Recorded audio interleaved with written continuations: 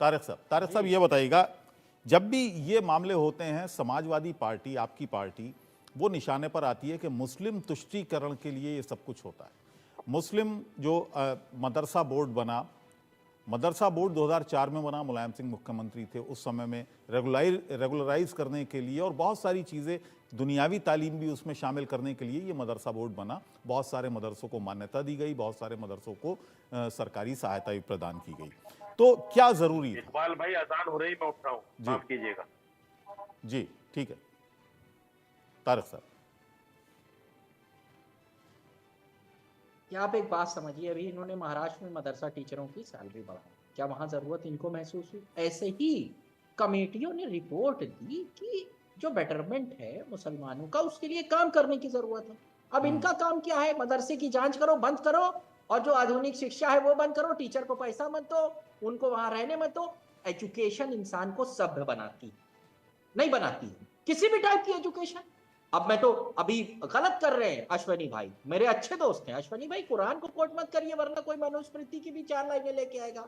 क्या क्या लिखा हो, कोई मतलब नहीं है उस पर बहस करने का। हम लोग यहाँ आए हैं कुछ एक सार्थक बहस कर कुछ एक नतीजा निकाले। सुप्रीम कोर्ट का निर्णय अच्छा है, इनको भी, और ये ले मुसलमानों के लिए वोट लेना, मुसलमानों को। मैं तो बीजेपी को यूपी में क्यों नहीं लेते हैं? वह चंद्रबाबू नायडू को फेवर दे रहे हो, मस्जिद में नमाज पढ़ाने वाले को तनख्वाह, 1 लाख हज की सब्सिडी, 5 लाख मुसलमान को फ्री लोन, ये सब दे रहे हैं। 4% मुसलमान को रिजर्वेशन।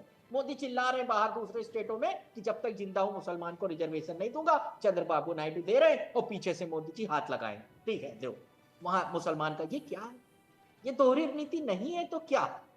और एक शेर है, सुनिए, जावेद अख्तर साहब का, जो अभी हो रहा था उसी पे है। बड़ी रौनक थी इस घर में, ये घर ऐसा न था। गिले शिकवे भी रहते थे मगर ऐसा न था। जहां कुछ शीरी बातें थी वहीं कुछ तल्ख बातें थी, मगर उन तल्ख बातों का असर ऐसा न था। इन्हीं शाखों पे गुल थे, बर्क थे, कलियां थी, गुंचे थे। ये मौसम जब ऐसा था, शजर ऐसा न था। तो मैं ये कह रहा हूं कि ये, मतलब मैं कह रहा हूं कि इकबाल भाई, जिस आ रहा हूं देश अजय जी। को इतने इतने मोहब्बत और प्यार से बनाया गया, उसमें दिन रात, मतलब ये क्या है? क्यों एक तबके के प्रति घृणा पैदा कर रहे हो? अब अगर ठीक है कनाडा में कुछ हो जाएगा तो सिख के प्रति घृणा पैदा करने लगोगे। इस जी तरीके की घटना होती रहती है। एक विजय घटना जी। हो गई तो मुसलमानों ठीक के है खिलाफ ही हो गए सब लोग, ठीक है विजय जी, और क्या एक पूरी लगता है चेन आपको तैयार की जा रही है। और आप इसको कैसे देखते हैं? क्योंकि एक इमोशन यह आता है कि साहब, भारतीय जनता पार्टी, उत्तर प्रदेश सरकार की योगी सरकार, उत्तर प्रदेश की योगी सरकार मदरसों के पीछे पड़ी है, मदरसे बंद कराना चाहती है। आप क्या मानते हैं? देखिए, अभी लंकेश भाई ने भी एक बात उठाई थी जिसका समर्थन भाजपा प्रवक्ता ने किया कि भाई जो देश के जितने भी हिंदुओं के मंदिर हैं उन पर सरकार कब्जा करके बैठी है, और हिंदुओं के ऊपर अगर कोई खर्चा होता है तो उससे भी ज्यादा कमाई हिंदुओं से की जाती है, लेकिन बदले में क्या मिल रहा है? अगर अपने आप को हिंदूवादी कहने वाली सरकार मुसलमानों के ऊपर ये आरोप लगा रही है कि मदरसों में इस्लामिक शिक्षा दी जा रही है और तमाम तरह की गलत चीजें वहां पर हो रही हैं, तो भैया आपने इस देश के जो जितने भी विद्यालय हैं जहाँ पर मैक्सिमम हिंदू बच्चे पढ़ते हैं, वहाँ पर उनकी जो धार्मिक शिक्षा है उसके लिए क्या प्रयास किया? यानी कि आपके बगल में छुरी मुंह में राम राम है। ना आपको हिंदुओं से कोई लेना देना है, ना मुसलमानों से। हिंदुओं को डराते हैं कि भी मुसलमान से खतरा है, और मुसलमान को डराते हैं कि भाई तुम्हारी जो सुविधाएं हैं वो बंद कर देंगे। सबसे बड़ी बात यह है कि अगर सरकार सही थी तो सुप्रीम कोर्ट ने सरकार को गलत क्यों ठहराया? और अगर सरकार सही है, बड़ी सीधी सी बात है, तो एक्सप्लेन करे, और एक्सप्लेन कर नहीं सकती क्योंकि अभी भी उनके प्रवक्ता खुलेआम कह रहे हैं मुसलमानों को आतंकवादी घोषित करने में लग रहे हैं, मदरसों को आतंकवाद का केंद्र घोषित करने में लग रहे हैं। और यही नहीं, इससे पहले इनके कितने ही नेता गोली मारो जाति विशेष का नाम लेकर गालियां दे देकर के इन लोगों को गोली मार देनी चाहिए। किसने कहा कि बुरके में सिर्फ आतंकवादी होते हैं, मदरसों में आतंकवाद की शिक्षा होती है? तो हमारा कांग्रेस पार्टी की तरफ से मानना है कि समाज के अंदर आपसी विद्वेष पैदा ना हो, इसके लिए भी सुप्रीम कोर्ट को कदम उठाने चाहिए। और क्योंकि धार्मिक शिक्षा किसी एक ऐसे व्यक्ति का अधिकार हो सकती है जिसे गलत सही परिभाषित करने की एक समझ हो, अकल हो। इसलिए बालिग होने से पहले किसी आ भी रहा हूँ शाही जी धार्मिक आपके पास। संस्थान में मजहब की शिक्षा ना दी ठीक है जाए। शाही जी ये बताइएगा क्यों, आखिर क्यों इस्लामिक शिक्षा, जहां तक धार्मिक शिक्षा की बात आती है, क्योंकि सुप्रीम कोर्ट ने भी कहा कि धार्मिक शिक्षा कोई अभिशाप नहीं है, और मैं कहूंगा कि सबको धार्मिक शिक्षा देने का अधिकार है, सबको अपना धर्म का प्रचार प्रसार करने का अधिकार है, और अगर इस्लामिक शिक्षा मदरसों में दी जाती है तो इससे परेशानी क्या है, दिक्कत क्या है? इकबाल जी, कोई दिक्कत नहीं है। देखिए, इलाहाबाद हाई कोर्ट ने फैसला दिया था, उसको भी हमने स्वीकार किया था। आज सुप्रीम कोर्ट ने भी फैसला दिया, उसको भी स्वीकार कर रहे हैं। मगर जो मैं बात कहना चाह रहा था, बात दूसरे तरफ चली गई थी। लेकिन यहाँ पर माननीय मुलायम सिंह यादव जी ने 2004 में इस मुस्लिम कम्युनिटी के इन 17 लाख बच्चों को, चाहे उस समय जितने लाख रहे हों, मुख्य धारा से काट दिया। अभी लंकेश जी ने जो बात कही, एकदम वही सरकार चाहती है कि यहां पर शुरू से जड़ मजबूत करके चलें। मैं आपको उदाहरण देना चाहता हूं मदरसा बोर्ड उत्तराखंड का। मदरसा बोर्ड उत्तराखंड ने सीबीएसई बोर्ड से टाई अप किया हुआ है, वहां बच्चों को नीचे से ऊपर तक शिक्षा देते हैं।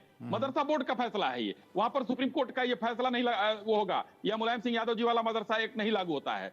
वहां से बच्चे जब उनकी जड़ मजबूत होगी तो वो आईएएस, पीसीएस और चाहे वो वैज्ञानिक कुछ भी बन सकते हैं। आपने जो कहा कि सभी बनते हैं, मैंने अपवाद हर जगह होते हैं और हर जगह चीजें पाई जाती हैं, एक्स्ट्रा ब्रिलियंट हर जगह होते हैं, लेकिन हम तो वही चाह रहे थे। अब आप बताइए, जो ये कामिल और फाजिल की डिग्री परास्नातक और स्नातक की होती थी, अगर ये मान्यता सुप्रीम कोर्ट ने ही कहा है कि अब ये डिग्रियां नहीं दे सकते हैं, तो वो बच्चे जो परास्नातक करेंगे या स्नातक करेंगे वो क्या करेंगे? ये पहला सवाल उठता है। अगर उनको हम मुख्य धारा में जोड़ते तो शायद वो 17 लाख बच्चे जो है हिंदुस्तान और उत्तर प्रदेश की धरती पर, बाद में पता चला कि वो किसी लायक नहीं रहे, मुख्य धारा में आए नहीं, और फिर लोग हमारे जो है तारिक भाई कहें बेरोजगारी बहुत है उत्तर प्रदेश में, बड़े 17 लाख बच्चे मदरसों से निकल बेरोजगार घूम रहे हैं। यही चीज हम नहीं चाहते थे। हम चाहते थे वो गणित भी पढ़ें, उनके हाथ में कुरान और किताबें सब हो, लेकिन उनका जड़ मजबूत किया जाए। लेकिन जो चीजें हैं, अच्छी बात है, खुशियां मनाएं ये लोग, अच्छी बात है, सुप्रीम कोर्ट का फैसला आया है, सरकार उस पर करेगी। हम शुरू से अंत तक जो 10 चीजों की बात कर रहे थे, हमने कहा था कि फंडिंग कहां से आती है, बिल्डिंग सही है कि नहीं है, बच्चे कैसे पढ़ रहे हैं, कॉपी किताब का उनका क्या व्यवस्था है, वहां पर बैठने की व्यवस्था, हमने यही तो कहा था, उसका भी विरोध हुआ था। ठीक है, तारिक साहब इसमें गलत क्या है? तारिक साहब इसमें गलत क्या है? मैं एक जब इन्होंने सर्वे कराया, मैं आ रहा हूं लंकेश जी, आपके पास आऊंगा, मैं उनको जवाब दें। ऐसे तो मैं कह रहा हूं, जब इन्होंने सर्वे कराया तो सर्वे की जो मतलब आउटपुट क्या निकला, आपने कोई बेटरमेंट और एक जवाब कि जो आधुनिक शिक्षक हैं उनको तनख्वाह का कोई प्राविधान नहीं, वो गरीब है वैसे ही और मर जाएंगे, वो क्या करना है, और कई सुसाइड भी कर चुके हैं, लेकिन वो सालों साल धरना दिए उत्तर प्रदेश में, उनकी बात सुनने वाला कोई नहीं कि ये कह दे कि कुछ हो उनका 2, 4, 10 करोड़ रुपए और टैक्स पेयर का पैसा है। अभी जोशी अभी बीजेपी के प्रवक्ता कह रहे थे कि कहां से कोई हिंदू संस्थान, कहां मुसलमान संस्थान हिंदुओं के लिए कहां से पैसा देता है। अरे साहब, जो डायरेक्ट और इनडायरेक्ट टैक्स हैं वो जब कलेक्ट किए जाते हैं तो जनता से कलेक्ट किए जाते हैं, उसमें हिंदू मुसलमान नहीं देखा जाता है। फिर उसके बाद सरकार उसका जहां मन करती है वो कुंभ में करे या हज पिलग्रिम को दे, ये सरकार अपना निर्णय करती है, अपनी प्राथमिकता।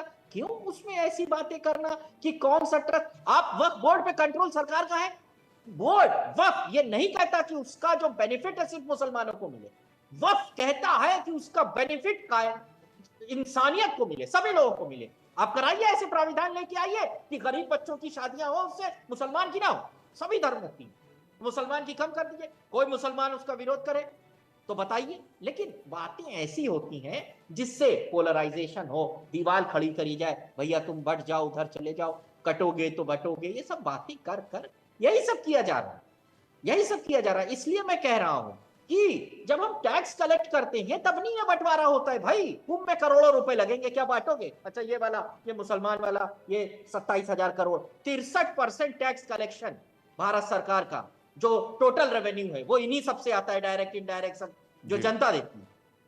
तो मैं कह रहा हूं उसमें तो नहीं है बंटवारा, कहां है बंटवारा?